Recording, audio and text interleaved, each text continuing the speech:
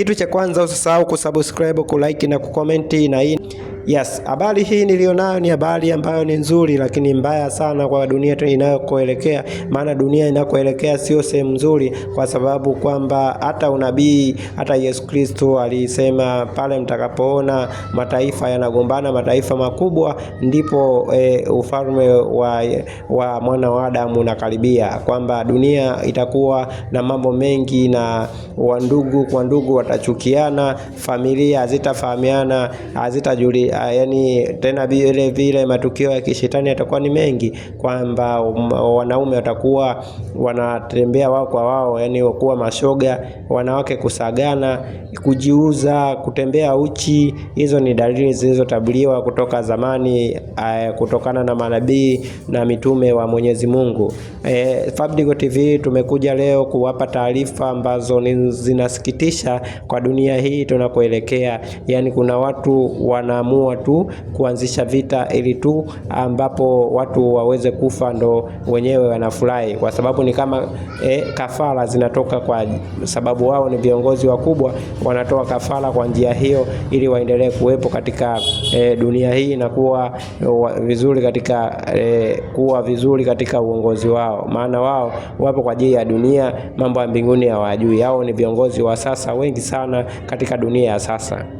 Sasa ukiangalia vizuri, kila chombo cha habari, redio, televisheni na kuendelea na mitandaoni, umetapakaa picha nyingi sana za vita vya dunia, vita vikubwa sana vinavyoweza kutokea katika muda huu wa karibuni, ambao hayo tunaposema ni mataifa makubwa, ambayo hayo mataifa yakianzisha vita ndivyo inaweza kuanzishwa vita ambavyo vinaweza nchi ndogo ndogo pia zikapigana. Kumbuka kwamba vita vya kwanza vya dunia na vita vya pili vya dunia, ukisoma historia, kwamba vyanzo vikubwa ilikuwa ni uchumi, kung'ang'aniana makoloni na mambo mengine ya utawala. Pale Triple Entente na Triple Alliance, wale waliosoma historia, kwamba lile kundi la Uingereza na kundi la Ujerumani walivyokuwa nagombana kung'ang'ania makoloni na kuitawala hii dunia. Pale vita vya pili vya dunia, Adolf Hitler 1939 akianzisha kwa sababu ya kutaka kuiunganisha Ujerumani iliyotengana mwaka 1919. Pale vita vya dunia vya kwanza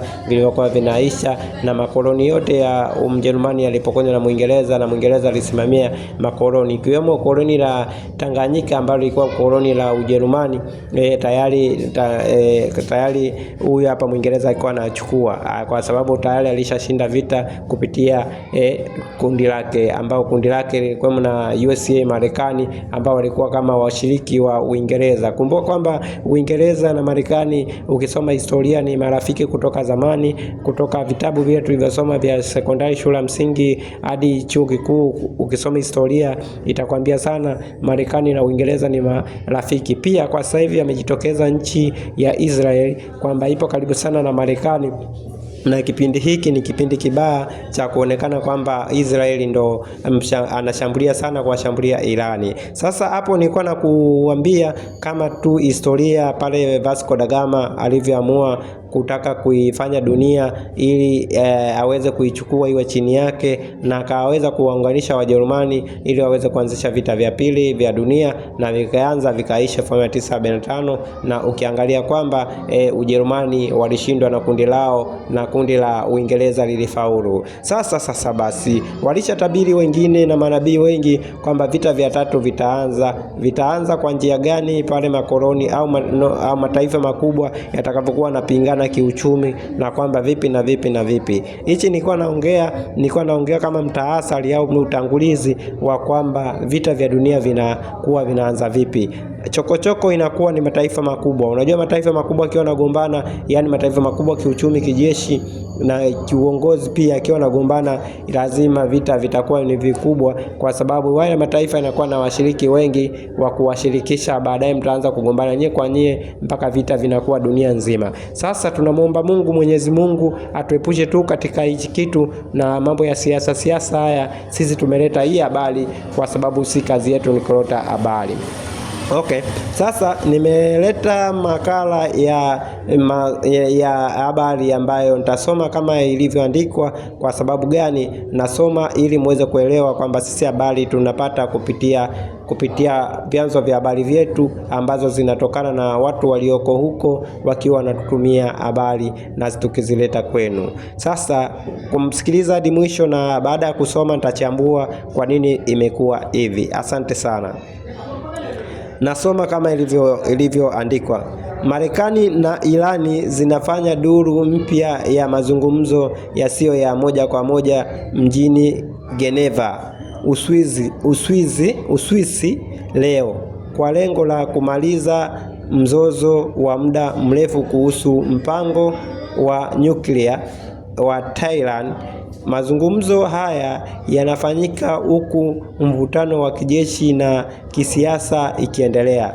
Rais wa Marekani Donald Trump ameonya kuwa haturuhusu Irani kumiliki silaha za nyuklia, ikishutumu Teherani kwa kufukuzia malengo hatari ya nyuklia na kuendeleza makombora yanayoweza kufikia masafa marefu.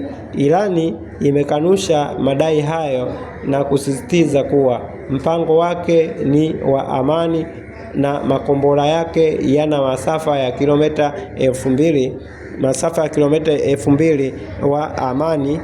wa amani na makombora yake yana msafara wa kilomita 3000 chini ya kufikia bara la Marekani, yaani chini ya kufikia bara la Marekani. Waziri wa mambo ya nje wa Marekani Marco Rubio amesisitiza kuwa mpango wa makombora wa Irani ni tishio lisilovumilika, lakini diplomasia bado ni chaguo.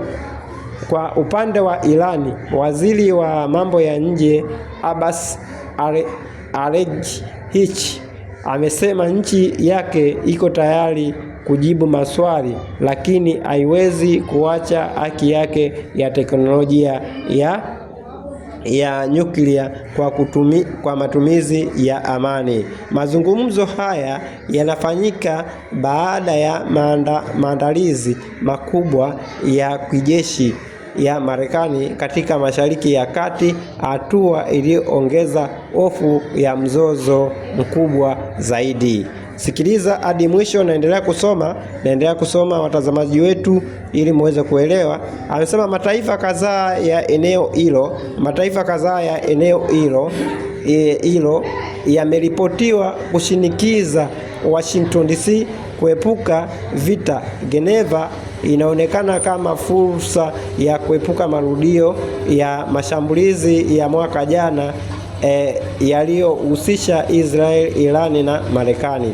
Ilianza kama hali ya kutupiana lawama ambapo Marekani na Israeli ziliishtumu Irani kwa kutengeneza silaha za nyuklia zinazodaiwa kuhatarisha ustawi wa dunia na kuunga mkono vikundi vya magaidi. Hata hivyo, mjadala huo kwa mujibu wa wachambuzi ukibadilika kutoka hoja ya silaha za nyuklia hadi wito wa kuondoa utawala wa Irani madarakani, hali iliyoibua mpango wa wazi wa silaha. Okay, tunaendelea. Mchambuzi wa siasa za kimataifa Godfrey Mchungu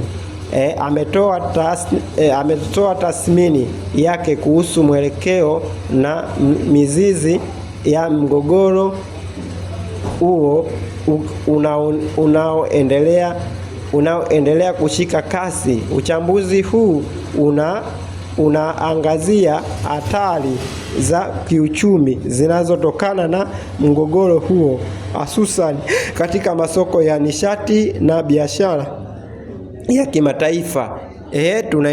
Tunaendelea kusoma kama ilivyo ada, kama tunavyowaambia. Waziri mkuu wa Israeli Benjamin Netanyahu amewataka raia wa Iran waungane na kuingia barabarani kwa wingi ili kuangusha utawala ulioita wa kidikteta, wa kigaidi na wa kutisha uliofanya maisha ya watu wa Irani kuwa mabaya.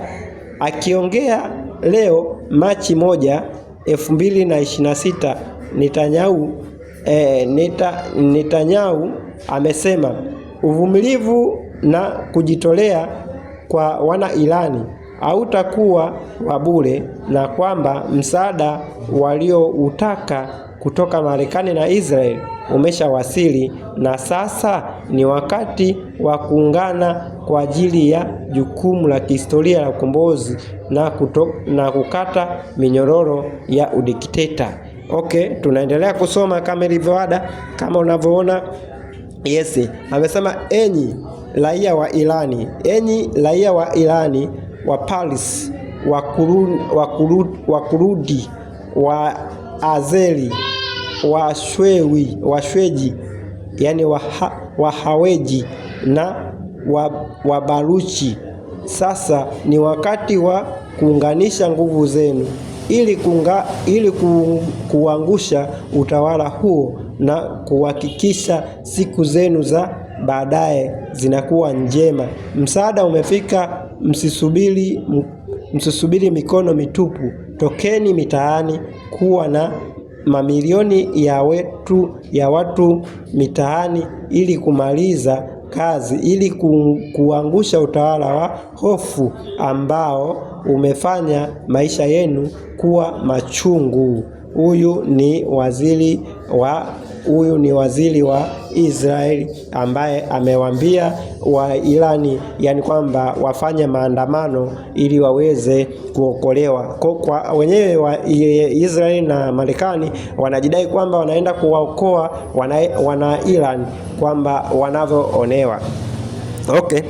Kama hivyo endelea kusubscribe YouTube channel ya Fabidigo TV. Kama hivyo nilivyokusomea hapo, unaonekana sasa mtaasali wa habari huo niliokusomea zaidi unahusika na vita vinanukia kuanza, kwa sababu huyu Irani haijakubali kuacha kutengeneza nuclear bomb. Kwa taarifa tulizozipata kiundani zaidi, kwamba leo tulikuwa nasomea hii habari kwamba tarehe moja ni jana na leo ni tarehe 2. Kwa ina siku baada ya siku zinaenda, tunaona ya kwamba mambo haya yanaendelea kujibizana. Zaidi ni kwamba hizi nchi zinatunishana kwamba Irani anajiona yeye bado anaweza kupambana na Israeli na Marekani. Russia kuna Korea haziwezi kuwa upande wa Marekani, maana hawazikubali nchi za Marekani na nchi zingine. Tunaweza kusema kwa mfano nchi kama Irani wenyewe wanaamini ya kwamba nao wana marafiki kama vile nilivyosema kwamba kuna China, kuna Russia, kuna Korea Kaskazini, nao wanaamini kwamba wana marafiki. Kwa hiyo basi hawaogopi sana, wanaamini kwamba watasaidiwa, na pia wanajiamini kwa jinsi gani walivyo wenyewe, kwa sababu wana risasi, wana mabomu na kila kitu. Kama nilivyoongea mwanzoni kwamba vita vya kwanza vya dunia na vya pili vilianza kama hivi, mataifa makubwa yanapobishana ndivyo pale vita vya dunia vinaanza. Sasa harufu ya vita vya tatu vya dunia zinaonekana. Kilichopo kama binadamu tulio kawaida ni kumrudia Mwenyezi Mungu na kumuomba, maana hawezi jua utakufaje. Kwa sababu gani? Hizi ni mambo mabaya, kwa sababu wenzetu wa Marekani na Israeli wenyewe kwao vita wenyewe wanachukulia ni kitu cha kawaida sana. Vita wanachukulia ni maisha yao. Kwa hiyo basi Marekani imefanya vizuri sana, imefanya vibaya sana kuwaungana sana na Israeli ikiwa inathibitisha kwamba wanataka kuwafanya raia wa Irani wawe huru. Wenyewe wanasingizia kwamba Irani wanakuwa wananchi wao wanateseka. Ndivyo wanavyoingiaga hawa Marekani na nchi zingine kubwa hizi. Wakitaka kukupiga lazima tafute sababu ya kutaka kukupigia. Kwa hiyo basi Fabidigo TV tumeenda mbali zaidi na kuwakumbusha binadamu wote mliopo hapa na mnaosikiliza hii habari kujihami na kuchukua majukumu ya kumrudia Mwenyezi Mungu, maana hakuna atakaye kuponesha wewe zaidi ya Mungu katika haya mambo. Kuna hivi vitu habari tunazotoaga hizi mnakuwa mnazipuuzia, lakini nakwambia ili uweze kupata habari zilizo njema, jaribu sana kusubscribe YouTube channel ya Fabidigo TV ili uweze kupata kila kitu kinachokuendelea kwenye hii dunia. Na kuamuru tena subscribe hapa chini kwenye kitufe cha chekundu hicho, na ulike hapo, ukomenti na kushare hizi habari ziwafikie watu wengi, ili tuweze kukuletea habari zilizokamilika kila siku na kila saa mpaka suluhisho litakavyofikia au mpaka pale ambapo vita vitakavyoanza, na tumuombe Mungu kila wakati ili tusiingie katika vita hivyo. Asante sana, endelea kusubscribe YouTube channel ya Fabidigo TV.